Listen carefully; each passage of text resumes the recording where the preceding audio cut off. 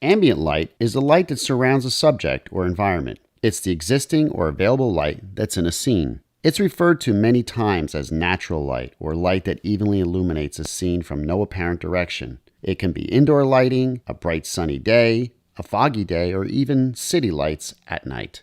So basically, it's any kind of light that is pre-existing.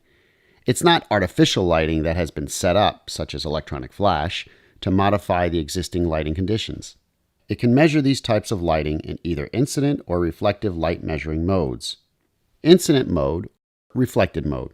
Incident mode measures the light falling on the subject and uses the lumisphere, the white dome, to measure the light volume. Incident mode is the most reliable method for measuring scenes because it reads only the volume of light and not the characteristics of the light, such as texture, color, reflectivity, or translucent qualities. Reflective mode measures the light reflecting off the subject and uses the optical spot attachment to measure the light reflecting back to the camera. Unfortunately, reflective measurements can be inaccurate depending on what they are measuring. For example, if we measure a subject with a bright background, the result would be an overexposed background because the meter only measures the subject and not the entire scene. So why use reflected mode measurements at all? When used correctly, reflected measurements, especially with a 5-degree spot attachment or less, offer the greatest exposure accuracy and better understanding of where the highlights, shadows, and midtones are in the scene. It's essential for landscape, commercial, nature, architectural, industrial photography,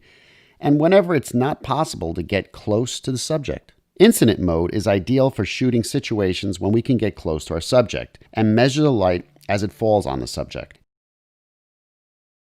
Metering is how the camera reads subject brightness.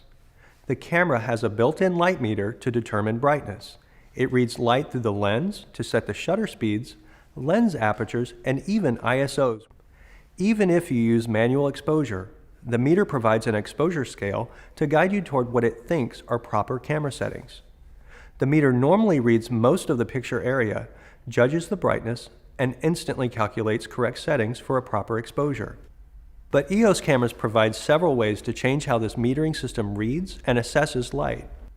Evaluative metering is by far the most commonly used metering mode on Canon EOS cameras and is the factory default when you take a camera out of the box.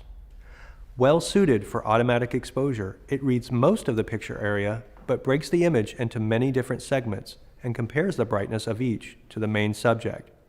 If unusual scene brightness is detected, such as backlighting, evaluative metering will seamlessly make adjustments to properly render the exposure. Center-weighted average metering, just like evaluative metering, reads most of the picture area. Unlike evaluative, however, it simply concentrates upon the central area of the scene, with reduced sensitivity as you move towards the corners of the image. It does not try to make corrections or adjustments for unusual lighting, leaving this up to the photographer. Partial metering is fundamentally different than evaluative or center-weighted metering.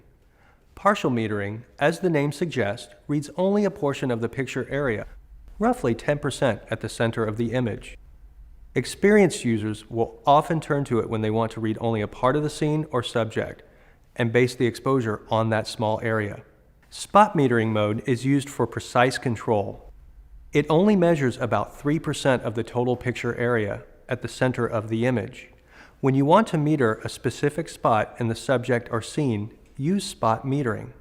It's not the right setting for quick shooting with auto exposure, but critical users who take their time setting up pictures often favor spot metering for its precision.